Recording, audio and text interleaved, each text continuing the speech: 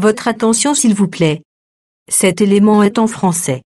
Contactez-nous pour savoir s'il est aussi disponible en la langue de votre préférence. Veuillez aussi noter qu'il est en audio uniquement. Dépourvu de ce fait d'image originaire. Évangile-éternel.com. Si c'est l'évangile éternel que vous recherchez, alors c'est ici. ChristEquality.com. Les cieux sont à la portée de votre main, juste par un simple clic de la souris. La rubrique Pasteur éternel. vous présente aujourd'hui l'homme de Dieu, le bien-aimé, l'apôtre Blanchard Ingela, ministre de l'Évangile éternel. Recherchez-vous les enseignements de l'apôtre Blanchard Ingela? Allez sur ChristEquality.com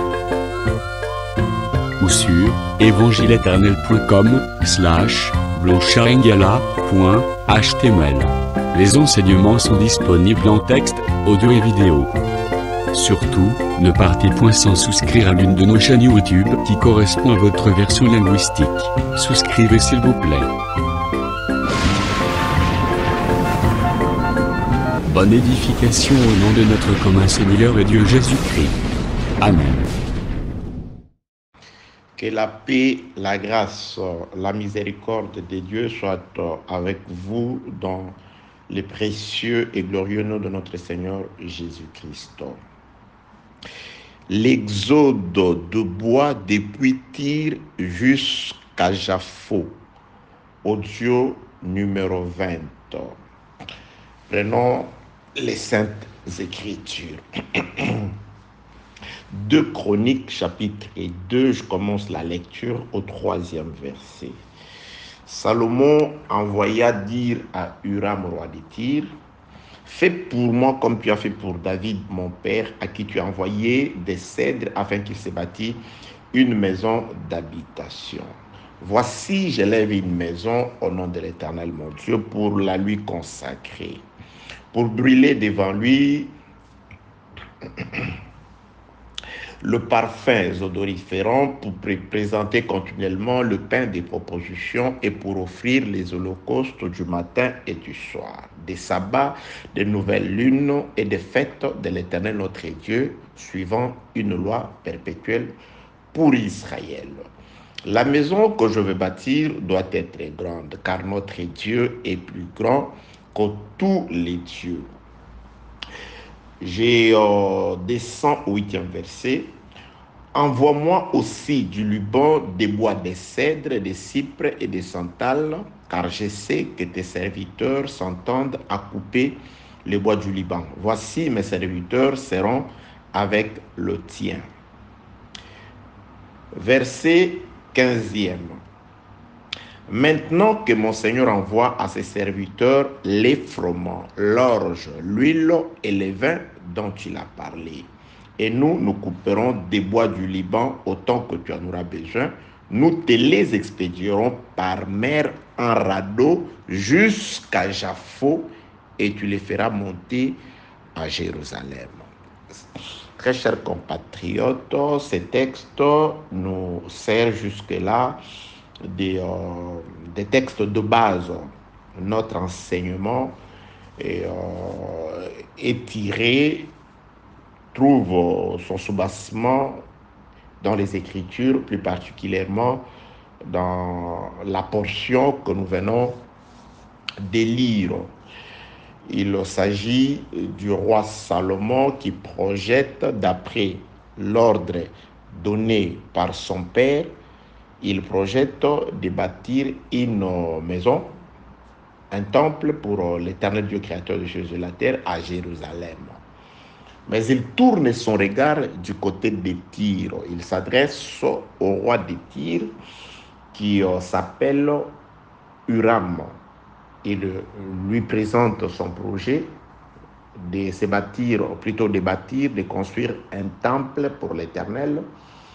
Et il lui demande de pouvoir lui envoyer premièrement un homme intelligent, habile et très sage, capable de sculpter, de faire toutes sortes d'ouvrages d'art qu'on lui donne, c'est-à-dire un ingénieur, et aussi que le roi de Tyr, Tyr qui est un territoire païen, qui ne faisait pas partie des provinces ou des tribus d'Israël, que ce roi de Tyr, de chez lui, il a des serviteurs, des experts, des bûcherons ou des coupeurs de bois professionnels qui s'entendent à couper les bois, que ces serviteurs-là lui envoient 3 espèces de bois, le bois des cèdres, le cypre et les santales. Il en a besoin. Et lui promet aux serviteurs une certaine rémunération composée de 4 éléments: l'orge, les froment, l'huile et les vins. Le roi de Tyr, dont les serviteurs descendront dans la forêt du Liban pour exécuter l'ordre de Salomon, c'est-à-dire aller chercher les bois pour Salomon, et il va transmettre l'ordre de Salomon à ses serviteurs. Et lui intercède auprès de Salomon en faveur de ses serviteurs, que Salomon lui offre d'abord ce qu'il avait promis, qu'il accomplisse d'abord sa parole. La parole de Salomon était qu'au serviteur, il enverra l'huile, le vin, le froment et l'orge. Que Salomon envoie d'abord ces choses aux serviteurs, et les serviteurs descendront ensuite dans la forêt pour aller exécuter l'ouvrage. Le roi de Tyr, prénommé Huram, va déterminer l'itinéraire par lequel le bois arriveront jusqu'à Jérusalem. Il dit: nous allons couper le bois, les espèces que tu as demandées, au nombre voulu par toi, nous te les expédierons. L'expédition se fera, ou le voyage se fera par voie maritime, par la mer, sous forme de radeaux. Nous allons les entasser, les unir les uns aux autres, jusqu'à Jaffo, c'est-à-dire Jaffo c'était un port, jusqu'à Jaffo, et de là, toi-même, Salomon, tu descendras, tu les feras monter à Jérusalem. Nous avons compris, très chers compatriotes, qu'il s'agit de nos jours, selon ce qui est écrit, ces choses ont été écrites pour notre instruction. En soi, Dieu voulait parler de nous les hommes. Tyr, qui était jadis une terre païenne, une terre dont les peuples n'avaient ni droit, ni l'eau, rien dans ce qui concernait la parole de Dieu, la volonté de Dieu, ni promesse, ni sacerdoce. Nous n'avons pas été appelés. Dieu ne nous a pas connus. Dieu ne nous connaissait même pas. Nous étions sans sacerdoce, sans sacrificature. Nous étions éloignés de Dieu. Nous étions en dehors de toutes les promesses. C'est ça la terre de Tyr.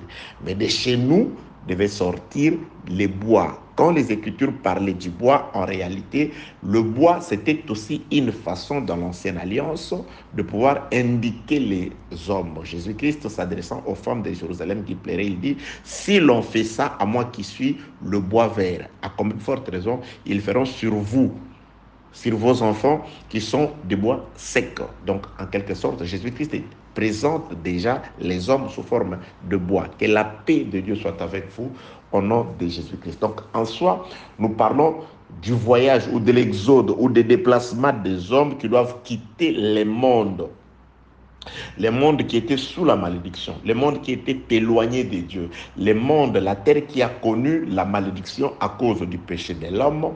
Nous sommes nés sur cette terre-là, comme les arbres qui poussaient sur la terre de Tyr. Mais ces arbres-là doivent quitter Tyr pour aller à Jérusalem. Nous sommes nés quant à la chair dans ces mondes. Par la première naissance, la naissance à travers nos parents respectifs, nous avons participé au péché d'Adam. Donc nous sommes nés pécheurs, nous sommes nés mauvais. Mais Dieu a besoin de nous. Dieu nous attend. Dieu attend les arbres. Nous avons compris dans les Écritures que ce n'étaient pas tous les arbres de la forêt qui étaient attendus à Jérusalem. Il y en avait plusieurs, les espèces d'arbres ou de bois dans la forêt du Liban, mais Salomon n'avait jeté son dévolu que sur 3 espèces de bois. Nous sommes plusieurs, mais Dieu connaît ses enfants. Dieu a la liste de ses enfants. De même que Salomon, quand il exécutait cet ouvrage, il était en train de pouvoir exécuter l'ouvrage selon que David l'a dit.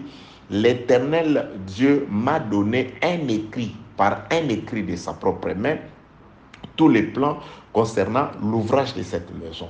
Donc tout ce qui concernait l'ouvrage de la maison, Dieu l'avait écrit de sa propre main dans un livre qu'il avait remis à David. David l'a remis à Salomon. Donc tout ce que Salomon dit, tout ce que Salomon fait, il est en train de pouvoir accomplir la volonté de Dieu exprimée dans un livre. Nous avons tout simplement compris que la loi a été donnée à Moïse. Moïse, s'en allant, a promis le véritable constructeur. Celui qui vient accomplir la loi, c'est le Seigneur Jésus. Dieu vous suscitera un prophète d'entre vos frères. Et écoutez ces prophètes-là. Donc c'est Jésus-Christ qui est venu construire les temples. Mais Jésus-Christ n'abolit pas, mais il accomplit la parole de Dieu qui est restée scellée du temps de David. Parce que David voulait ouvrir les livres afin de construire. Dieu dit non, scelle ça au temps de la fin. Il viendra un temps où les gens devront lire. Mais ce n'est pas ton temps. C'est pourquoi on a interdit à David de ne pas construire. Et lorsque le temps du fils Salomon est arrivé, Salomon a été investi.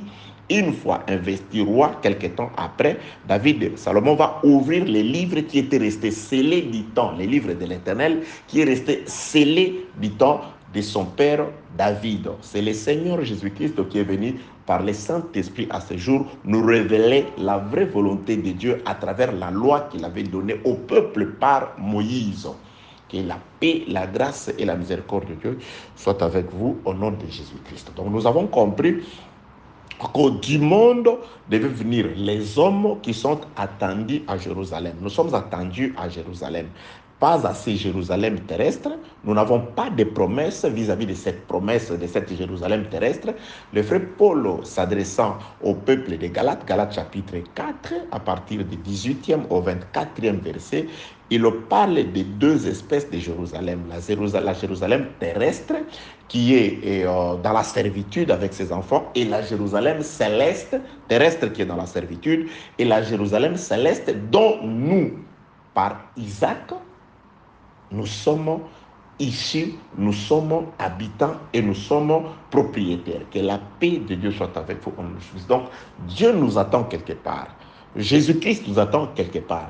Mais il a envoyé ses serviteurs ensemble avec quelques hommes de la terre de Tyr afin de pouvoir couper les bois, préparer les bois. Et nous sommes appelés, bien-aimés dans le Seigneur, à quitter ces mondes. C'est pourquoi nous avons dit, les bûcherons, ceux qui abattent le bois, ils travaillent dans un seul objectif, de pouvoir séparer les bois de la terre de Tyr, le mettre dans l'eau, faire commencer les voyages au bois jusqu'à Japhos. Et là, Salomon s'occupera de bois. Que la paix de Dieu soit avec vous. C'est pourquoi lorsque nous enseignons, lorsque nous prêchons, lorsque nous exhortons, l'objectif premier, ce n'est pas seulement de vous faire participer aux choses de ce monde, mais nous vous disons que vous devez sortir de l'Égypte.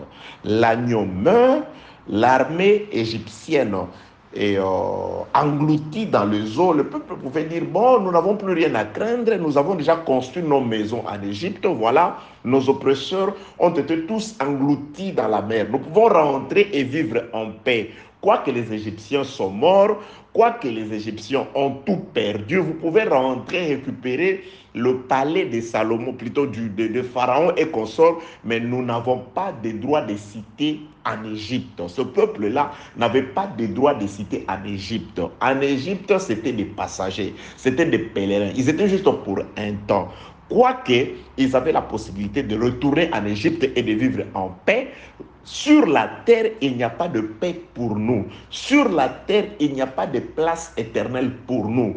Nous sommes appelés par la mort de l'agneau et par les baptêmes à travers la mer Rouge, la mort et la résurrection. Nous sommes appelés à sortir du monde.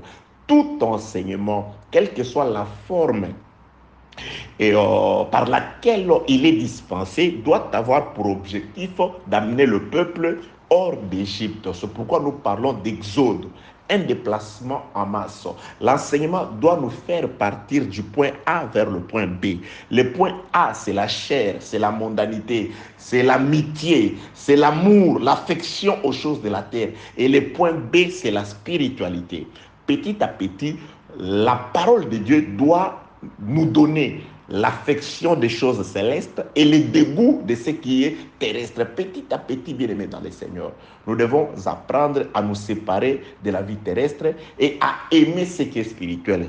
Le frère Paul l'a dit au peuple de Corinthe, de Corinthiens chapitre 4, que nous devons attacher nos regards vers ce qui est spirituel, vers ce qui est invisible, car les visibles passent. Que la paix de Dieu soit avec vous.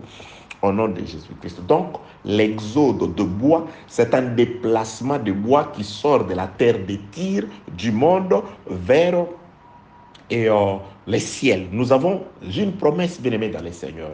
Lorsque nous présentons l'évangile, bien sûr, nous devons rassurer au peuple qu'après cette vie, il existe une vie. Bien-aimé dans le Seigneur, après cette vie, il existe une vie. La vie sur terre n'est qu'une transition qui pourra te conduire soit dans les tourments éternels ou la ruine éternelle, soit dans la vie éternelle.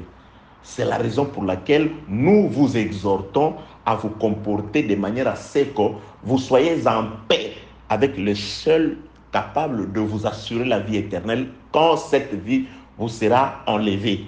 Oui, bien-aimés dans le Seigneur, nous sommes comme cet ouvrier à qui on avait demandé d'aller préparer ses histoires car son travail prenait fin parce qu'il dissipait les biens de son maître. Par Adam, nous avons péché. Par Adam, nous avons été soumis à la mort. Bien-aimés, on peut beau vivre sur la terre 150 ans, 200 ans, il viendra un moment où nous allons quitter ce corps. Soit si Dieu ne nous surprend pas, l'enlèvement ne nous surprend pas, la mort va nous surprendre ou la mort nous attend. Nous partirons un jour. Mais avant de partir, avant que ce jour n'arrive, nous devons savoir déjà qui nous recevra lorsque le travail viendra à prendre fin, lorsque cette vie viendra à prendre fin. Qui peut nous recevoir après? Cet homme-là, quand on lui a demandé, il est allé, il a fouillé. Qui peut me recevoir lorsque mon travail finira?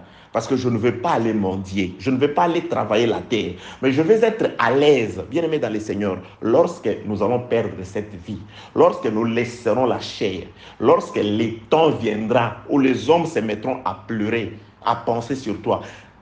Quand tu es encore là, vivant, penses-tu à chercher à savoir qui peut t'accepter quand tu mourras?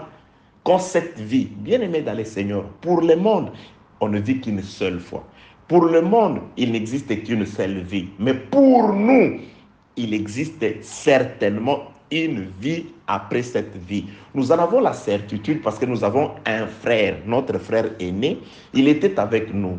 Il est parti chez les morts. La mort a été constatée. Jean écrit, il rendit l'âme, nous l'avons vu. Il est mort, il est allé chez les morts, il y a séjourné, il est rentré. Sous forme du Saint-Esprit aujourd'hui, il nous rassure que la mort, ce n'est pas la fin, bien-aimés dans le Seigneur. Pour ceux qui sont charnels, pour ceux qui ne connaissent pas Dieu, ils peuvent tuer pour les choses de la terre, ils peuvent exécuter toute autre chose méchante pour les biens de ce monde parce qu'ils n'ont pas d'espérance. Nous, notre espérance traverse même cette chair.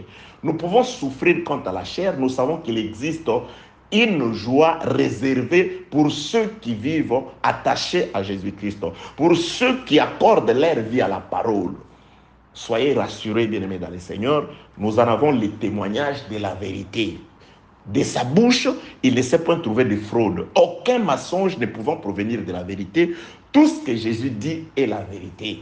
Qu'après cette vie, il existe une vie. Cette vie-là sera meilleure si pendant que nous sommes en route et que nous ne sommes pas encore arrivés à l'officier, nous pouvons arranger avec celui avec qui nous avons un problème. Jésus-Christ donne la parabole, dit, si tu as un problème avec ton frère et que celui-ci te conduit vers l'officier de la justice, tâche de pouvoir arranger les problèmes pendant que vous êtes encore en route. Bien-aimé dans le Seigneur, pendant que la mort ne t'a pas encore surpris, arrange avec le Seigneur, arrange avec la parole. Arrange avec la parole. Conforme-toi aux exigences de la parole. S'il faut faire, je ne sais pas, il faut t'abandonner à la parole. Laisse la parole te conduire. Accepte les exigences de la parole. Au lieu de pouvoir tenir jusque vers l'officier, tu seras condamné. Que la paix, la grâce et la miséricorde de Dieu soient avec vous au nom de Jésus-Christ. Dieu nous aime, c'est pourquoi en nous enseignant, il nous exhorte. C'est très important, bien-aimés dans les Seigneurs. Nous avons des problèmes, certes, nous avons des difficultés, nous avons des besoins. C'est des histoires qui nous accompagnent tout le long de la marche, pendant les pèlerinages. Ces histoires-là, on a besoin de manger quand même. On a besoin de l'eau, on a besoin de vêtements, on en a besoin. Mais ce n'est pas ça l'objectif, ce n'est pas ça le mobile. Je ne peux pas haïr mon frère à cause de ce qui est passager, de ce qui passera. Je ne peux pas commettre des crimes. Je ne peux pas transformer ma vie. Je ne peux pas hypothéquer mon avenir, ma vie éternelle à cause du bien de ce monde. Tout passera, la convoitise, tout ce qui est de ce monde passera. Mais seules les paroles du Seigneur resteront éternelles. Que Dieu vous bénisse, que Dieu vous fortifie, que la lumière du Saint-Esprit vous éclaire, que la droite de Dieu relève ceux qui sont faibles, relève ceux qui sont tombés, fortifie ceux qui sont faibles au nom de Jésus-Christ. Très chers compatriotes, mes très chers bien-aimés, les concitoyens du ciel, pèlerins sur la terre, voyageurs et étrangers sur la terre, le bois doit partir des tirs. Je rappelle, ça c'est le Dieu numéro 20. Au Dieu numéro 20, donc il y en a 19. S'il n'est arrive que de tomber sur celui-ci, faites comme l'ont toujours fait tes prédécesseurs, essaie d'entrer en contact avec la personne par qui vous avez reçu l'audio. Par lui, vous aurez plutôt les audios précédents. Donc, ça va vous aider à avoir encore beaucoup plus de connaissances sur des détails qui ont été donnés à travers ces audios-là. Très chers compatriotes, nous parlons, si Dieu le permet, j'avais prévu de mettre fin aujourd'hui par rapport à la rémunération des travailleurs. Donc, ceux qui travaillent pour Salomon sont rémunérés par Salomon. Il le paye toujours, il prend soin de ses serviteurs. Si vous travaillez pour Salomon, et si vous travaillez dans le but de pouvoir ramener vers Salomon le bois, très cher dispensateur de la grâce, sachez que Salomon ne vous oubliera pas. Salomon va labourer le cœur des gens afin que par ces gens-là, votre salaire soit donné. Nous sommes partis dans l'audio passé pour voir comment Dieu avait parlé à Élie. Il dit, j'ai ordonné à une veuve dans la ville de Sarepta, qui est à Sidon, de te nourrir. Donc, cette veuve-là avait été préparée par l'Éternel. Que la paix, la grâce et la miséricorde de Dieu soient avec vous au nom de Jésus-Christ. Donc, nous avons parlé de la rémunération dans le sens matériel. L'ouvrier mérite son salaire. Celui qui foule le grain au pied doit travailler avec l'espérance d'y avoir part. Celui qui soigne une vigne doit profiter de ses fruits. Celui qui paie un troupeau doit se nourrir de son lait. Donc, si des personnes sèment ce qui est spirituel, parmi vous, ils ont droit de récolter ce qui est temporel. Donc ça, c'est la parole de Dieu. En l'accomplissant, vous accomplissez les exigences de la parole, c'est-à-dire vous mangez l'agneau dans la totalité. Nous sommes allés un peu au-delà de cette rémunération matérielle pour parler d'un autre sens par rapport à ce dont le travailleur doit recevoir avant de descendre dans les champs de bataille, avant d'aller conquérir les bois pour la construction du temple. Nous avons dit que c'est obligatoire parce que dès Chroniques chapitre 2, verset 15, le roi Huram est en train de replacer les choses selon un ordre donné. Il dit ceci. 2 Chroniques chapitre 2 verset 15. Maintenant que mon Seigneur envoie à ses serviteurs les froment, l'orge, l'huile et les vins dont il a parlé. Et nous couperons de bois du Liban autant que tu en auras besoin. Donc, d'abord, Salomon doit nourrir, il doit payer, doter ces gens-là de ce qui leur donnera les capacités, la force de pouvoir travailler. Nous avons toujours dit, un homme qui a faim n'a pas de force pour aller travailler. Bien-aimés dans les Seigneurs, il y a des gens qui disent, nous allons combattre. Nous sommes dans un combat spirituel. Mais un combat ne se fait pas affamer. On ne peut pas aller combattre quand on a le ventre vide. On doit manger. On doit manger, bien-aimés dans les Seigneurs. Que la paix, la grâce et la miséricorde de Dieu soient avec vous. C'est pourquoi l'épée, c'est aussi le pain. Dans le livre de Juges, pour parler de l'épée, les Madianites, dans son songe, Dieu lui a présenté l'épée sous forme du pain. Il a vu le pain d'orge rouler jusqu'à frapper une tente et à la renverser. Le pain d'orge, par définition, c'est le paix. Bien aimé, le paix contre l'ennemi, c'est la parole. Le pain devient le paix. Nous combattons par la parole. Qui a la parole de Dieu, il a le paix, bien aimé dans le Seigneur. C'est par la parole que nous combattons, que nous sommes forts. Vous ne pouvez pas aller dans un combat spirituel tout en étant ignorant. Les armes que nous utilisons nous sont fournies par la parole. C'est dans la parole que nous trouvons les armes qui nous sont nécessaires et utiles pour faire la guerre. C'est comme l'homme de David. Il avait besoin d'une épée, mais il s'est rendu compte, où est-ce que je peux trouver l'épée sur tous les territoires israélites? Il dit non, je m'en vais dans les temples, dans la maison de l'Éternel, dans la tente d'assignation à Nod. Il s'est présenté vers les sacrificateurs. Il a commencé par demander, il a compris que c'est là où se trouve le pain, c'est aussi de là qu'il peut trouver le pain. Il dit, je faim. On lui présente le pain des propositions. Il prend le pain de proposition. Après avoir mangé le pain de proposition, celui qui lui a donné le pain, il lui demande, n'as-tu pas une arme ici? Il dit, il y a ici le pain de Goliath. Il dit, il n'y en a pas de pareil en Israël. Il a trouvé une épée là où il a trouvé le pain. Bien aimé, le pain pour la guerre se trouve là où se trouve la parole, là où se trouve le pain. Dans la tente d'assignation, dans la maison de l'Éternel, dans la maison, véritable maison du pain. C'est pourquoi, si vous voulez combattre, allez là où se trouve la parole. C'est pourquoi il est difficile, impossible de trouver quelqu'un qui a la connaissance, qui n'aime pas la prière. Donc la prière s'accompagne de la parole. Le pain se trouve là où se trouve le pain. Raison pour laquelle le frère Paul pouvait dire, tout est sanctifié par la parole, le pain des propositions et par la prière. Les combats, c'est par rapport à la connaissance. Quand vous recevez la connaissance, vous pouvez bien combattre. Vous pouvez connaître tout ce dont il faut faire pour être vainqueur. Que la paix, la grâce et la miséricorde de Dieu soient avec vous. Au nom de Jésus-Christ. Donc, Salomon doit doter les gens qui travaillent pour lui. Raison pour laquelle nous sommes allés dans le livre d'1 Corinthiens chapitre 9, le verset 7, où le frère Paul pose cette question. Qui fait jamais le service militaire à ses propres frais? Donc, un soldat ne fait pas le service militaire à ses propres frais. C'est-à-dire, un soldat ne se prend pas en charge. Il est pris en charge par celui qui l'a enrôlé. Celui qui nous a enrôlés comme soldats, c'est celui-là qui doit nous prendre en charge.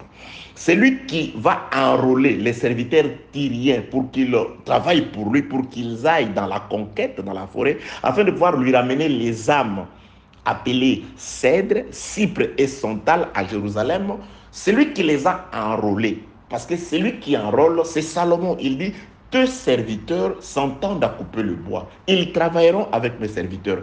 Ils seront rémunérés. C'est pourquoi le roi Huram dit, toi commence d'abord par accomplir la parole. C'est-à-dire, ces gens-là ne peuvent pas partir comme des soldats dans la conquête sans que tu ne les aies dotés, rémunérés, équipés. Ils doivent être équipés. Et ici, l'équipement, c'est la nourriture. Ils doivent manger, bien-aimés dans les Seigneurs. C'est pourquoi aujourd'hui, surtout dans les réseaux sociaux, Tout le monde veut parler, tout le monde veut exposer, tout le monde veut enseigner, tout le monde veut devenir prédicateur. Mais il suffit d'écouter, vous vous rendez compte que c'est des personnes qui n'ont pas mangé. C'est des personnes qui parlent à jeun. C'est des personnes qui travaillent à jeun. Ils sont incapables de voir manier l'épée. Pourquoi? Parce qu'ils ont faim. Ça, c'est des serviteurs de Saoul. Saoul, c'est celui qui interdit aux gens. Il veut que les gens aillent combattre en famille. À jeun. Non, bien aimé dans le Seigneur.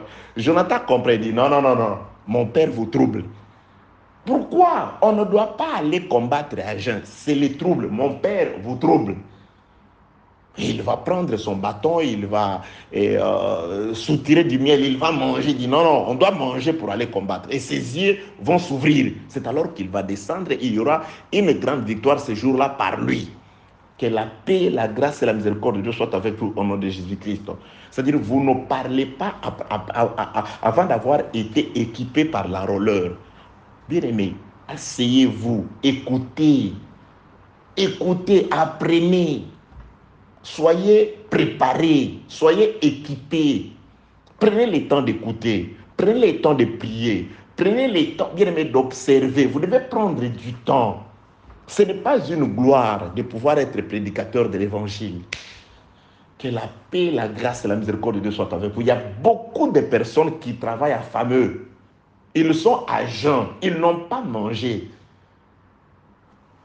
Que mon Seigneur, dit le roi Huram, accomplisse d'abord ce qu'il avait dit, qu'il envoie d'abord de l'orge, du froment, de l'huile et du vin. Ensuite, nous irons, parce que le roi comprend qu'affameux, les gens n'auront pas suffisamment de force pour pouvoir tenir l'âge, pour pouvoir travailler. Ils doivent d'abord manger. C'est pourquoi Jésus-Christ, on ne peut pas envoyer ses serviteurs pour aller chercher le bois, pour aller reconquérir les âmes, sans qu'il ne les ait donnés à manger. Il les appelle dans la chambre haute, il leur donne le pain et le vin. Il dit, mangez d'abord physiquement, parce que ça, c'est le matin. Parce que quand il disait cela, c'était le matin. Le soir, c'est par rapport au coucher du soleil. Toute la période avant le coucher du soleil, avant la mort de Jésus, c'était le matin. Le matin, il leur fait une scène. Il leur donne un pain, il leur donne du vin. Il dit, voilà, je suis le véritable Salomon. Vous irez travailler.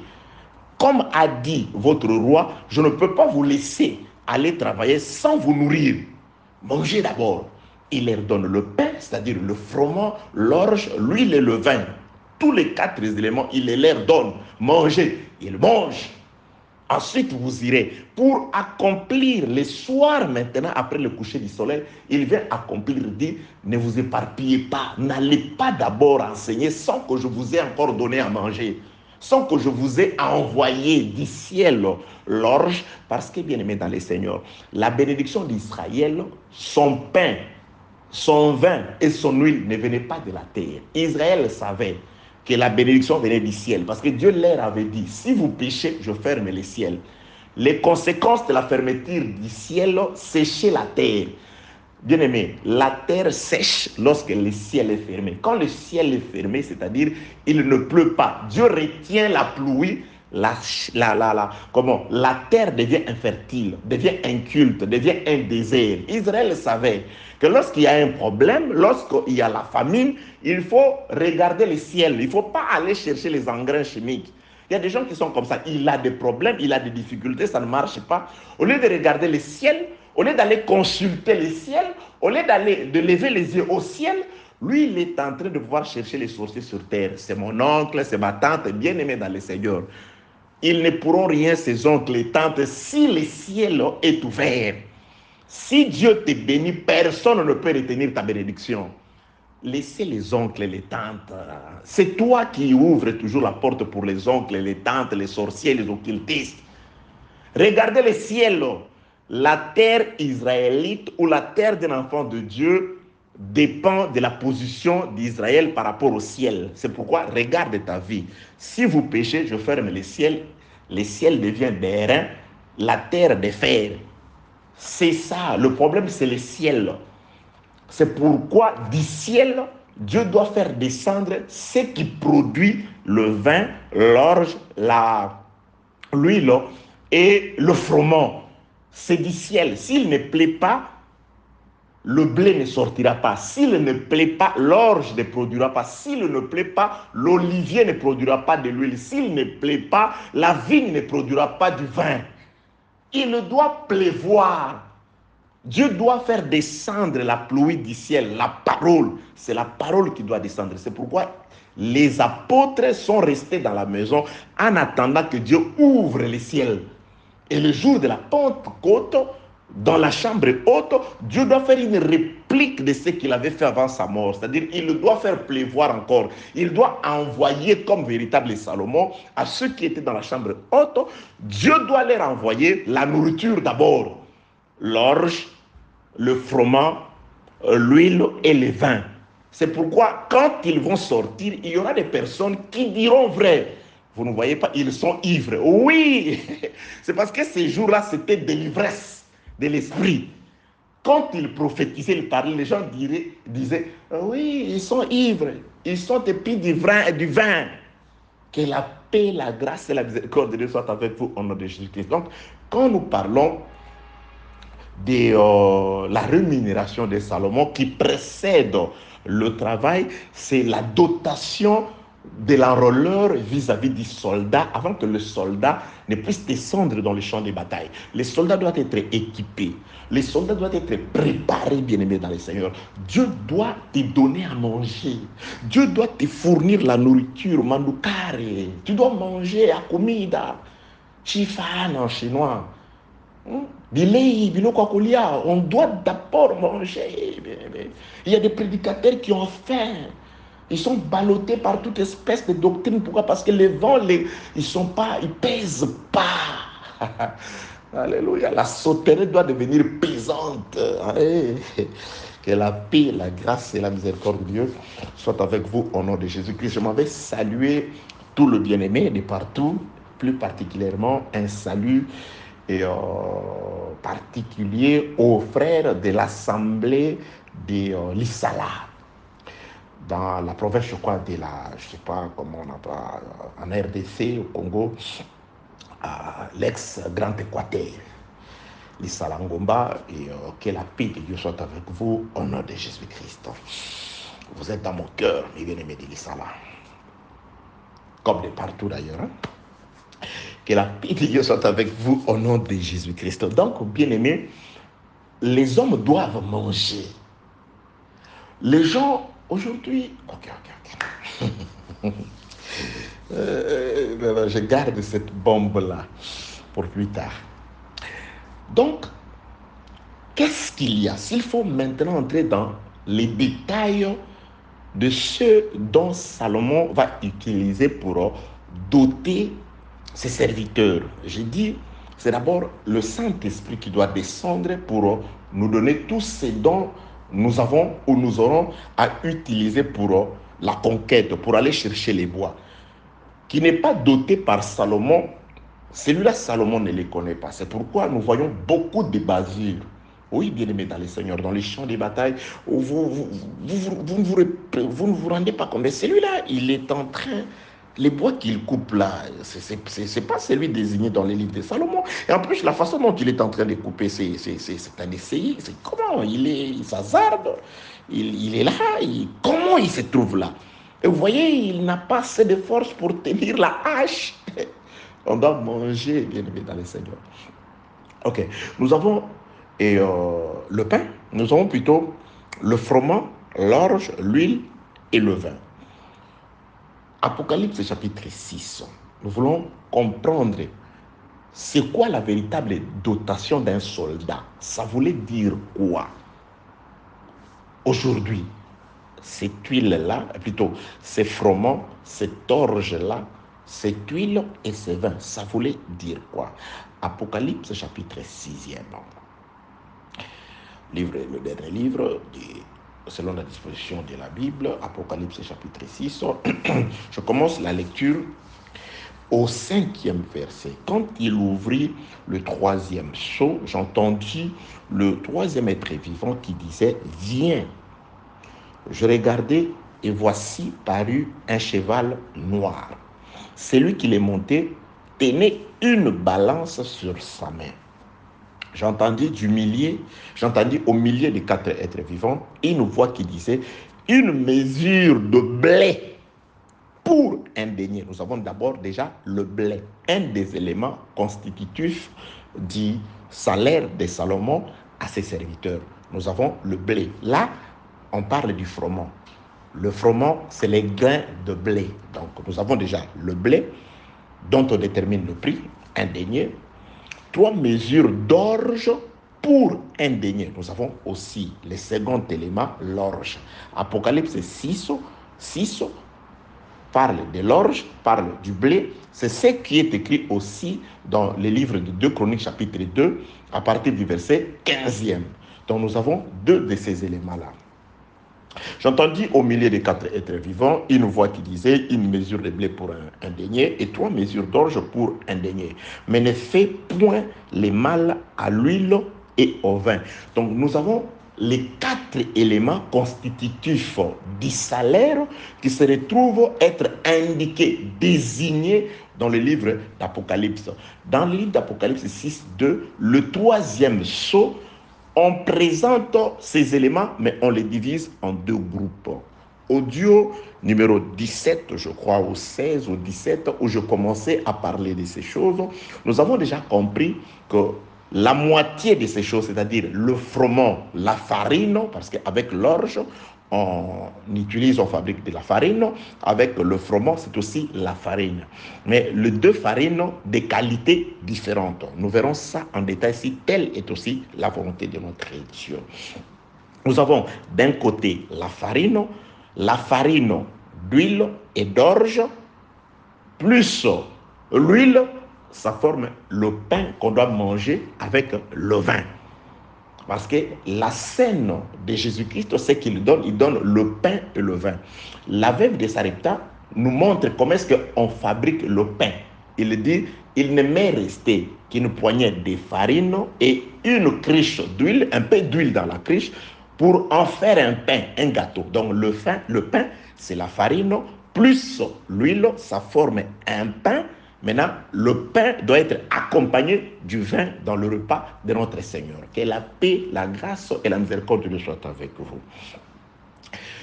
Pourquoi on ne doit pas faire le mal? L'ordre de l'être vivant dit, ce qu'il faut peser, c'est la farine. Tu pèses la première partie. La farine doit être pesée. Nous avons compris que la balance parle de la souffrance par rapport à ce qui est écrit. Parce qu'on dit c'est la farine, l'orge et le blé qui doivent passer par la balance, mais ne faites point du mal. C'est-à-dire ne pèse pas l'huile et le vin. L'huile et le vin ne passent pas par la souffrance. Nous avons dans les salaires constitués de 4 éléments, 2 éléments, c'est-à-dire la farine, la chair, le corps, le pain, doit passer par la souffrance, la balance, parce que il est écrit dans le livre de Job, passe-moi par tes balances, tu verras que je suis juste. La balance comme des épreuves pour déterminer le prix. Le prix de l'or, sa valeur est déterminée par le feu. Lorsqu'on fait passer de l'or par le feu, le véritable or va briller, mais le faux va se fondre. Donc l'or doit être éprouvé par le feu. Et le pain, la farine doit aussi passer par l'épreuve, par la balance, afin qu'on en détermine le prix. Mais l'huile et le vin, personne ne les touche. On ne peut pas faire du mal. On ne peut pas toucher à l'huile et au vin. Donc nous avons compris que les 4 éléments en soi forment un corps. Le corps de notre Seigneur Jésus-Christ. Il doit mourir, il doit souffrir quant à la chair et il doit vivre et rester intouchable, invincible quant à l'esprit. C'est-à-dire l'huile et le vin parlent de l'esprit. L'huile, c'est le Saint-Esprit. Le vin, c'est le Saint-Esprit aussi. C'est le sang de Jésus, d'après ce qu'il définit lui-même. C'est l'esprit de Jésus-Christ. Que la paix, la grâce et la miséricorde de Dieu soient avec vous. Là, je résume. Donc, Apocalypse chapitre 6, le 3e sceau, on dirait qu'on doit s'attaquer s'attaquer à la chair, mais on ne saura pas toucher l'esprit. Donc, le persécuteur s'attaquera à ceux qui ont l'huile et le vin, mais il ne touchera pas à leur esprit, il ne s'attaquera qu'à la chair. Ah, donc, la persécution. Que la paix, la grâce et la miséricorde de Dieu soient avec vous. Je m'en vais nous prendre un exemple. Dans l'ancienne alliance, il y a eu un homme qui était intègre et juste, qui marchait devant les seigneurs, devant Dieu. Cet homme, c'est Job. Satan s'est présenté et Dieu s'est vanté d'avoir Job comme serviteur. Satan va dire à Dieu que s'il te sert, s'il te craint, c'est parce que tu l'as béni et que tu lui as donné tout ce dont il a besoin. C'est alors que Dieu va procéder. Il va armer un chevalier. Dieu va prendre une couronne, il va la placer sur la tête d'un chevalier de Satan. C'est-à-dire, il va livrer Job à Satan. Il dit, je te le livre. Va t'attaquer à lui. Job était comme l'huile. Il avait l'huile et le vin en lui, c'est-à-dire la crainte de Dieu en lui. Mais de l'extérieur, Job avait été la farine. Il était un homme dans la chair. Dieu commence, ok, tu vas t'attaquer à tous ses biens, mais ne touche pas à sa vie. Tu ne vas pas toucher à lui, à sa vie. Les chevaliers, c'est-à-dire les diables, pourquoi je dis couronne? Parce qu'il vient avec le pouvoir de vaincre. Il sort de chez Dieu pour aller vaincre. C'est-à-dire, c'est pourquoi il avait la facilité de pouvoir exterminer tout ce qui appartenait à Job. Les animaux, les enfants, les maisons, tout. Pourquoi? Parce qu'il est sorti en vainqueur. Quand il descend dans la maison de Job, c'est un vainqueur. Il est parti pour vaincre.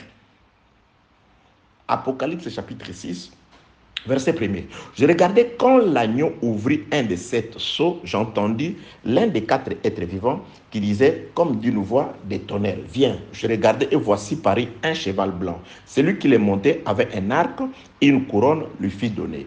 Il partit en vainqueur et pour vaincre. Donc, ça c'est une illustration, lorsque Satan sort de chez Dieu, abandonne Dieu pour descendre dans la ville de Job, il était déjà vainqueur. Il avait une couronne, il avait de l'autorité. Il régnait sur Job. Dieu dit, tu t'attaques à tout, tu t'attaques à sa chair, mais ne touche pas, attaque-toi à ses biens premièrement. Il va s'attaquer à ses biens. Attaque-toi à sa chair, mais ne touche pas à son âme. C'est-à-dire, l'huile et le vin, tu ne toucheras pas, tu ne feras pas du mal à la vie de Job. Mais la chair de Job a subi. Job passe par la balance afin de connaître le prix de Job. À la fin, Dieu va évaluer Job. Il dira à ces hommes-là, vous n'avez pas été comme mon serviteur Job qui n'a pas péché. Malgré la souffrance, malgré la balance, il est resté intègre. Que la paix, la grâce et la miséricorde de Dieu soient avec vous. Donc, Apocalypse chapitre 6, verset 2 d'abord. J'ai regardé, voici parut un cheval. Celui qui l'est monté avait un arc, une couronne lui fut donnée. Il partit en vainqueur pour vaincre. Et quand il est descendu, il est allé vaincre Job. Quand il ouvrit le second seau, j'entendis le second être vivant qui disait, viens. Il sortit un autre cheval roux. Celui qui l'est monté reçut le pouvoir d'enlever la paix dans la maison de Job, sur la terre, afin que les hommes s'égorgeassent les uns les autres, et une grande épée lui fut donnée. C'est pourquoi les Sabéens, quand il va passer, ils vont exterminer tous les animaux, c'est-à-dire les bêtes, et ils ont égorgé, c'est-à-dire la mort est entrée. Pourquoi? Parce qu'une épée lui fut donnée. Les enfants de Job. Tout passe par, c'est-à-dire, on a détruit tout ce qui appartenait à Job. Les froment, l'orge, la partie charnelle de Job, tout ce qui était lié à la chair, à l'amour charnel de Job, doit passer par une balance, doit passer par une preuve. Quand il ouvrit le troisième seau, j'ai entendu le troisième être vivant qui disait, viens, je regardais, et voici parer un cheval noir, celui qui l'est monté, tenait une balance dans sa main. J'ai entendu du milieu des quatre êtres vivants qui disaient, une mesure de blé pour un denier, 3 mesures d'orge pour un denier, mais ne fait point de mal à l'huile et au vin. Vous voyez, c'est la même chose à peu près. C'est pourquoi les dieux, il n'y a pas 4 chevaux en soi. C'est une façon de présenter les choses. Il n'y a qu'un seul esprit, mais qui travaille de plusieurs manières dans un seul objectif, de pouvoir faire souffrir la chair. La chair de qui dans l'Ancienne Alliance? La chair de ceux qui gardaient les commandements du Seigneur, la chair de ceux qui avaient la foi, la chair des prophètes dans l'Ancienne Alliance. Et aujourd'hui, pour tous ceux qui veulent vivre pieusement en Jésus-Christ, ils seront persécutés. Nous ne devons pas les craindre parce qu'ils n'ont le pouvoir que sur la chair, mais ils n'ont pas le pouvoir sur l'esprit, sur l'âme. Ils ne peuvent pas toucher à l'huile et au vin. Que la paix, la grâce et la miséricorde de Dieu soient avec vous au nom de Jésus-Christ. Donc, on descend. Quand il ouvrit le 4e psaume, verset 7, j'ai entendu la voix du 4e être vivant qui disait, viens. Je regardais et voici parer un cheval d'une couleur pâle. Celui qui l'est monté se nommait la mort. Et le séjour des morts l'accompagnait. Le pouvoir leur fut donné sur les quarts de la terre pour faire périr les hommes. Écoutez, par le paix, par la famine, par la mortalité. Ça, c'est le jour où j'expliquerai la mort par la mortalité. On te frappe, on te tue par la mortalité. C'est grave, bien-aimé. Tué par la mortalité. Car la mort, c'est... Parce que la vie, c'est un enseignement. La vie, c'est dans l'enseignement. Et la mort, c'est aussi par l'enseignement. Ok. Par la mortalité et par le bête sauvage de la terre. Le bête sauvage. Paul dit, j'ai combattu contre les bêtes sauvages à Éphèse. Les animaux sauvages. Le bête sauvage. Donc, il se passe que si Paul dit, ils s'introduiront parmi vous après mon départ, des loups qui n'épargneront pas le brebis. Parlait-il des loups naturels?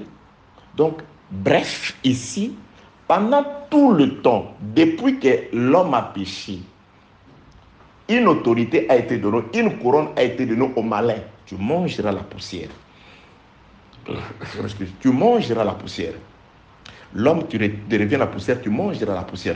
Donc, il est sorti avec cette couronne-là depuis le début, depuis la chute. Il a commencé la persécution. Il va entrer dans la maison d'Adam sous forme de Caïn, avec l'autorité et le pouvoir de pouvoir abattre facilement son frère. Il va entrer ainsi la persécution, c'est-à-dire les nations avaient le pouvoir de pouvoir dominer sur Israël. Dominer, leur faire souffrir la chair, la partie froment, la partie orge doit passer par la balance. Entre-temps, le noyau principal, l'âme de Job, la vie de Job, aucune arme ne peut l'atteindre. Bien-aimé, c'est pourquoi, bien-aimé dans le Seigneur, l'Esprit de Christ en nous, si Dieu est pour nous, le frère Paul pose la question, qui sera contre nous? Mais quand il posait cette question, quant à la chair, il était persécuté. Il dit, moi je suis enchaîné, je suis persécuté, mais Christ ne l'est pas, l'évangile ne l'est pas, l'huile et le vin ne le sont pas. Mais quant à la chair, les apôtres ont souffert, les apôtres sont morts, mais l'huile et le vin, personne n'a le pouvoir de le faire passer par la balance, de le faire souffrir. La parole de... C'est pourquoi j'ai toujours dit par rapport à certaines personnes qui disent non, voilà, les choses ne marchent plus comme avant. Non, non, Dieu continue son bonhomme de chemin. Ce sont les hommes qui se corrompent. Bien aimé, tout se passe exactement comme Dieu avait prévu. Il avait prévu que l'orge et le froment passeront par la souffrance. Mais l'huile et le vin, l'Esprit du Seigneur continue son œuvre. Dieu est en train d'enseigner ses enfants. Bien aimé, pendant que les gens sont dans la distraction, pendant que les gens se regardent entrer, non, dans l'église ici, ça ne va pas. Dieu est en train d'enseigner les siens. Dieu est en train de préparer les siens. Dieu est en train de ramener petit à petit, rester dans la distraction. Continuez à regarder les hommes. Continuez à regarder, je ne sais pas, moi je ne comprends pas, les choses ont changé. Les choses n'ont pas changé. Le plan de Dieu continue exactement tel qu'il avait prévu. Oh non, il ne se passe plus de miracles. Si toi tu ne vis pas de miracles, tu ne vis pas de miracles, ça ne veut pas dire que Dieu n'agit pas. Non, il y a des ceux qui vivent le miracle. Il y a des endroits où Dieu est en train d'agir, sauf peut-être que toi, tu ne peux pas comprendre et entendre ça. Dieu, la parole de Dieu est en train d'être prêchée exactement comme voulu par Dieu. L'esprit de l'erreur est en train de travailler exactement comme voulu par Dieu. Il ne faut pas rester là, commencer à dire, non, voilà, les choses ont changé aujourd'hui. Les choses n'ont pas changé. Même du temps des apôtres, il y avait l'esprit de l'erreur et l'esprit de la vérité. Il y en a eu toujours et il y en aura toujours. Jusque quand nous partirons après, Israël aussi sera persécuté. Pourquoi? Parce que Israël, quand il recevra ces deux choses, parce qu'aujourd'hui, il n'est que le froment et l'orge. Mais quand Israël, par l'enseignement des oliviers, recevra l'huile et le vin, sous forme de deux prophètes, Israël aussi sera persécuté. Et quand il sera persécuté, on va faire souffrir, on va faire passer par la balance l'orge et le froment, la chair. Ils vont souffrir quant à la chair comme Job. Quant à la chair, ils doivent souffrir. Mais les élus, ceux qui garderont, les frères Daniel dit ceci, ceux qui auront connu leur Dieu agiront avec fermeté. Ils resteront fermes. Leur foi restera inébranlable jusqu'à ce jour. Non, la tentation a été forte. Oui, c'est une bonne chose. Tu es tombé, relève-toi. Mais ne continue pas à tomber, à te relever, toujours la tentation. Non, bien-aimé dans le Seigneur. L'huile et le vin étant en nous, quelle que soit l'épée qui s'attaque au froment et à l'orge, c'est-à-dire à la chair, à la partie charnelle, Dieu nous gardera. Dieu nous conservera. Que la paix, la grâce et la miséricorde de Dieu soient avec vous au nom de Jésus-Christ. Bref, je voudrais dire ceci à mes compatriotes. Ici, on poursuit ceux, dans l'ancienne alliance, on poursuivait ceux qui avaient l'esprit de Christ. On te fera la guerre, Jérémie, parce que j'étais choisi, parce que j'étais donné ma parole, parce que j'étais envoyé. Ils te feront la guerre. Israël a été combattu à cause de la grâce de Dieu. Aujourd'hui, nous sommes combattus à cause de la lumière du Saint-Esprit que nous dégageons. Peut-être que tu ne le vois pas parce que tu n'as pas soit les yeux spirituels ou les yeux sorcellériques pour voir. Les sorciers savent que nous sommes la lumière, que nous dégageons la lumière. Les sorciers savent que nous avons l'huile, que nous avons le vin, que nous portons un trésor dans ces vases de terre. C'est pourquoi ils s'attaquent aux vases de la terre, au froment et à l'orge. Ils n'ont pas le pouvoir sur l'huile et le vin. Ils n'en ont pas le pouvoir. Que la paix, la grâce et la miséricorde de Dieu soient avec vous. Le diable sort de devant Dieu avec une couronne pour aller descendre dans la maison de Job. Il sort en vainqueur. Il sait que je suis un vainqueur. Je vais s'aimer la mort, je vais s'aimer la famine, je vais s'aimer la terreur, je vais s'aimer la pauvreté, je vais s'aimer toutes ces choses-là. Mais comme dans le 3e psaume, on lui dit, tu as tout le pouvoir, mais l'huile et le vin, le Saint-Esprit, l'âme de Job, tu ne la touches pas. Il avait une parcelle, bien aimé, il y a toujours une parcelle réservée. Ils nous feront la guerre, bien sûr. Mais Dieu ne permettra pas que nous soyons tentés au-delà de nos capacités. Voilà un passage d'écriture me vient à l'esprit. Et je parle de Genèse chapitre 15. Ok. Pourquoi je vais atterrir ici? J'atterris ici pour dire ce que Salomon doit donner comme dotation aux serviteurs, c'est Christ. Il doit leur donner Christ parce que le céréal, la farine et l'huile, c'est ce que Jésus-Christ avait donné. Avant que ses disciples n'aillent dans les champs de bataille, il dit, ceci est mon corps. Là, c'est les céréales, c'est la farine. Ceci est mon corps. Il va prendre les céréales et il va prendre le vin. Ceci est mon sang, ma vie que je donne pour vous. Il va leur donner ça. Et les jours de la Pentecôte, c'est Dieu qui descend sous forme de langue de feu. C'était Dieu qui était descendu. C'était Dieu qui est descendu parce que Jérémie avait déjà dit, Dieu avait dit par Jérémie qu'à ces temps-là, personne n'enseignera plus mon concitoyen. Ils seront tous enseignés de Dieu. Donc quand Pierre parlait, c'était Dieu qui était descendu pour enseigner. Nous sommes dans la dispensation divine. Nous sommes dans l'alliance divine où les hommes ne travaillent pas, où Dieu travaille. L'huile et le vin travaillent. revêtant l'orge qui est le corps des blanchards. Que la paix, la grâce et la miséricorde de Dieu soient avec vous. Donc, vous ne coupez pas le bois, vous n'allez pas travailler dans le champ pour ramener le bois si vous n'avez pas le pain et le vin. C'est pourquoi Salomon doit leur donner ça. Et le livre d'Apocalypse, chapitre 6, verset 6, montre que dans ces salaires, il y a une partie qui doit souffrir. L'orge et le froment doivent passer par la balance afin qu'il y ait une partie invincible. C'est ce qui s'est passé avant la mort de Jésus-Christ. Il s'attaquait à ceux qui avaient la foi.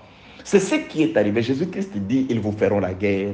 Jésus-Christ dit plutôt à ses disciples, ils vont s'attaquer à vous, ils vont vous exclure des synagogues. Il y aura même un temps où quiconque vous tuera croira rendre un culte à Dieu. Ils vous battront, heureux vous serez quand on vous maltraitera. Quand il a dit des choses sur le peuple, il dit, je vous dis ces choses afin que quand cela arrivera, que vous ne soyez pas étonnés, que vous sachiez que je vous avais déjà averti, que vous êtes l'huile et le vin, mais tant que vous vivez dans le corps de la chair, c'est-à-dire vous portez les froment et l'orge, la farine, la chair subira des persécutions. La chair sera éprouvée afin que s'accomplisse ce que le frère Jacques dit. Heureux celui qui supporte patiemment la tentation, car après avoir été éprouvé, il recevra la couronne. Donc la couronne vient lorsque l'orge et le froment, c'est-à-dire la partie charnelle, passe par l'épreuve. C'est alors que l'huile et le vin recevront la couronne. L'âme recevra la couronne. L'âme qui sera sauvée. Que la paix, la grâce et la miséricorde de Dieu soient avec vous. Genèse chapitre 15. Je commence la lecture au... Attendez. Genèse chapitre 15, je commence la lecture au 7e verset. L'Éternel dit à Abraham, lui dit encore, je suis l'Éternel qui te fait sortir d'Ur en Chaldée pour te donner en possession ce pays. Suivez la conversation ici très bien. Dieu dit à Abraham que je te fais sortir de ta patrie païenne là-bas pour te donner en possession les pays sur lesquels tu es comme étranger. Ces pays-là t'appartiendra. Voici ça, tout ce qui va suivre découlera de cette promesse. Aujourd'hui, les gens, parfois, quand vous ne maîtrisez pas la tête, bien-aimé dans le Seigneur, le reste vous échappera aussi. Tout ce qui va se faire dans la suite, dans cette conversation, les sacrifices et tout, il faut d'abord retenir l'objectif ou le point culminant, le but, l'objectif, c'est ça. Je t'ai fait sortir de dur, là où tu es né, tu as grandi ta terre païenne pour t'amener ici afin de te donner. Le problème, c'est Dieu lui parle d'une terre qu'il va lui donner. Maintenant, la conversation va tourner autour de cette promesse-là. Très important. Je sais pourquoi j'insiste. Verset 8, Abraham répondit, Seigneur éternel, à quoi connaîtrai-je que je les posséderai? Maintenant, Abraham veut une preuve qui atteste que lui va posséder. À quoi? À quoi? Qu'est-ce qui va prouver? Blanchard, je te donnerai cette maison. Je te donnerai cette maison. Bon, comment dois-je savoir que je vais posséder? Ah, tu veux savoir? Ok. Propriété de la maison. Ok. Tu vends ta maison à combien? 200 000 euros. Ok. Et l'argent que je t'avais donné là-bas, c'est combien? Non, tu m'as donné pour conserver 300 000 euros pour toi. Ok. Il n'y a pas de souci. Au moment opportun, je te dirai de me renvoyer 100 000 parce que ces 200 000 là, je te les donnerai pour ta maison là. Ok, ok.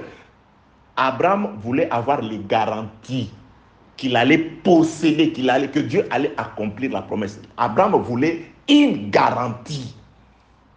La garantie que ce que Dieu dit est vrai, que je posséderai cette terre, que la paix, la grâce et la miséricorde de Dieu soient avec vous au nom de Jésus-Christ. Abraham répondit, verset 8 de Genèse 15. Abraham répondit, Seigneur éternel, à quoi reconnaîtrai-je que je le posséderai? Verset 9, l'Éternel lui dit, prends une génisse. Dieu commence à lui donner la preuve. Il demande la preuve. Dieu allait dire, bon, C'est ça l'argent. Dieu dit, bon, la preuve, je ne sais pas si j'aurai l'état, c'est les animaux. Il veut avoir la preuve que Dieu va accomplir ce qu'il a dit, c'est-à-dire il va lui donner cette terre. À quoi connaîtrais-je? Dieu commence à lui présenter le preuve. Écoutez le preuve qu'il possédera. Abraham répondit, Seigneur éternel, à quoi connaîtrais-je que je posséderai? Dieu commence à lui présenter le preuve. Mais si vous n'avez pas ce preuve ici, c'est-à-dire vous ne posséderez rien au futur. Parce qu'Abraham ne l'a pas possédé. C'est la postérité. Dieu a donné des promesses à Abraham. C'est la postérité qui est venue s'installer là-bas. Dieu a donné les promesses à Christ. C'est nous qui irons nous asseoir là-bas. Ok. Verset 9. L'Éternel lui dit, prends une génisse. Ah, la première preuve, génisse de 3 ans. Prends une chèvre. Prends un bélier de 3 ans. Donc, nous avons les animaux de la basse-cour, les animaux qui marchent sur la terre. Nous avons une génisse, nous avons une chèvre et nous avons un bélier. C'est-à-dire vous pouvez le retrouver autour de l'homme comme ça, naturel. Alléluia. Ces animaux-là constituent la preuve. Ah, Abraham peut dire, Dieu, moi je demande la preuve, toi tu me renvoies dans mon troupeau pour aller. Abraham cherche. Les gens peuvent dire, mais Abraham, qu'est-ce que tu as cherché? Non, ça ne vous concerne pas. Cette génisse-là, elle a quel âge? Elle a quel âge cette génisse-là? Oh, 2 ans, non, pas celle-là. 3 ans, donne-moi. Et là, cette chèvre-là, 2 ans, non, 3 ans, donne-moi. Mais pour qu'est-ce qu'il a? Et là-bas, c'est un bélier. Ok, donne-moi les béliers. Abraham prend les 3 animaux de la basse-cour, je peux dire, les bêtes qui restent avec l'homme, domestiques, qui marchent à terre. Les animaux de la terre. La création du 5e jour. Non, du 6e jour, hein, le matin. Du 6e jour, le matin, du 6e jour. L'Éternel dit, verset 9, prends une génisse et 3 de 3 ans, une chèvre de 3 ans, un bélier de 3 ans, et une tourterelle et une jeune colombe. Ah, la preuve, nous avons des animaux terrestres et des êtres célestes, c'est-à-dire nous avons la tourterelle et nous avons aussi la colombe. Nous avons les oiseaux et nous avons les animaux. Ah, c'est ça la preuve. Dieu dit oui. Tu ne peux pas posséder la terre, ta postérité ne peut pas ou ne peut pas s'y installer si tu ne prends pas ces animaux-là. Il y a 3 animaux terrestres et il y a 3 animaux ou 3 êtres célestes. 3 oiseaux. La colombe, des oiseaux plutôt. La colombe et la tourterelle. Maintenant, verset 10. Abraham prit ces animaux, les coupa par le millier et mit chaque morceau l'un vis-à-vis de l'autre, mais il ne partagea point l'huile et le vin, c'est-à-dire les célestes. Qui peut couper les célestes? Qui peut couper les célestes? Il a coupé les terrestres. La partie terrestre doit être coupée. La partie terrestre doit mourir, doit passer par le pays. Les 3 animaux, je n'ai pas le temps de vous détailler, mais je voudrais tout simplement dire que la possession passe par la mort. Il y a un sacrifice total constitué de 5 animaux, entre autres 3 terrestres et 2 célestes.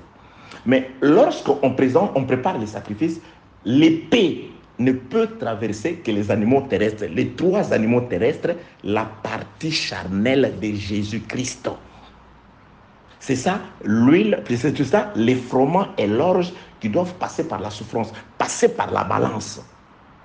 Les oiseaux, on ne les coupe pas, c'est le Saint-Esprit. Ça veut dire que cet homme-là, vous ne posséderez pas. Nous, on ne peut pas posséder les territoires promis à Abraham si il n'y a pas un sacrifice. Et dans ce sacrifice-là, l'épée ne coupera que la partie terrestre, la partie charnelle. Les animaux de la terre doivent recevoir le paix. Et le paix ne peut pas partager les animaux célestes. L'huile et le vin, on ne fait pas du mal. C'est pourquoi la mort de Jésus-Christ, quant à la chair, le paix coupe la chair. Sa résurrection quant à l'esprit a fait qu'aujourd'hui, nous puissions posséder la terre promise. Nous puissions devenir habitants de Jérusalem céleste. Que la paix, la grâce et la miséricorde de soient avec vous. Je suis allé ici pour dire ceci. Si le Seigneur a subi ces outrages-là, il a été passé par une balance afin que son prix soit connu et que l'esprit reste intact. À combien forte raison, nous qui sommes de Christ, nous devons supporter patiemment la tentation.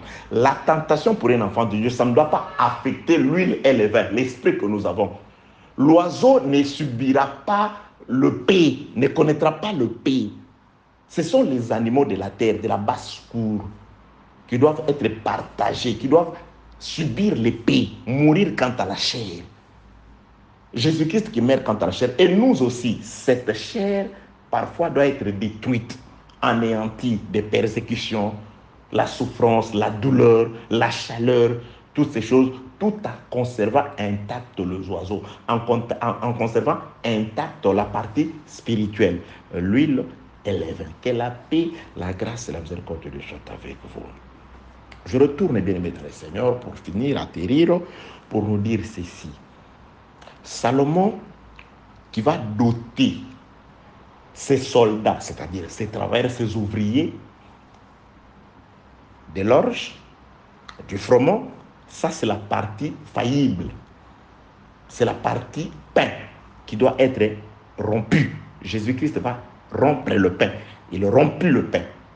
Et il va à cela donner la partie qui ne peut pas passer par la balance. L'huile et le vin. La partie qu'on ne peut pas dompter. C'est pourquoi celui qui a l'esprit du Seigneur, c'est quelqu'un d'indomptable. Les gens parlent des loups indomptables, des lions indomptables. Le véritable homme indomptable, c'est celui qui n'a pas, c'est celui qui a l'esprit du Seigneur.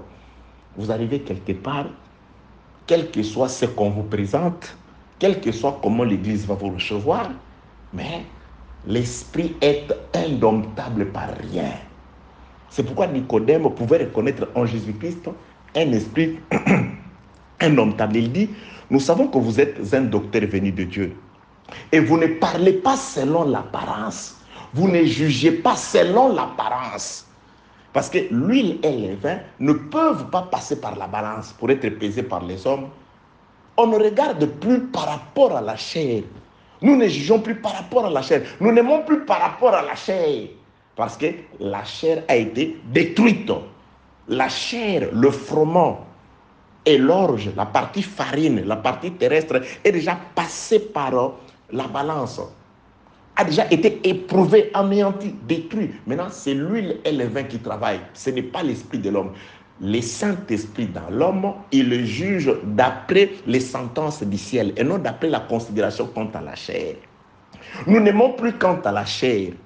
Parce qu'il est de ma nation, il est de ma tribu, il est de ma race, il est, je ne sais pas, c'est par rapport à l'huile et au vin qui nous unit. Une seule coupe pour tout le monde. Nous devenons participants à l'aspersion, au sang de l'aspersion de Jésus-Christ, dit le frère Pierre. Que la paix de Dieu soit avec vous au nom de Jésus-Christ. Donc, nous avons été dotés comme des soldats par Salomon, afin qu'une fois entraînés, préparés, habillés et armés, nous serons capables d'entrer dans la forêt, de combattre et de pouvoir sortir de la forêt avec le bois au nombre voulu par Salomon qui seront expédiés jusqu'à Japhos et Salomon descendra pour les chercher. Pour aujourd'hui, que celui qui a créé les cieux et la terre vous bénisse au nom de Jésus-Christ. Merci d'avoir suivi ce message et que Jésus-Christ vous bénisse. Si vous avez une question à l'intention de l'homme de Dieu, si vous voulez que l'homme de Dieu prie pour vous, si vous voulez vous confier à l'homme de Dieu, ou si vous voulez tout simplement bénir l'homme de Dieu, contactez-le directement si ses coordonnées sont disponibles depuis sa page. Sinon, contactez-nous et nous lui transmettrons vos préoccupations. N'oubliez pas de faire un tour à notre page évangélisation pour voir en quoi vous pouvez vous rendre utile à Christ par cette œuvre. Que Dieu vous bénisse tous. Amen. ChristQuality.com. Les cieux en un clic de la souris. Évangile-éternel.com. Le site de l'Évangile éternel. Christ et Quality Fondation, équilibrer la manne ramassée dans le désert de sorte que chacun ait un numère.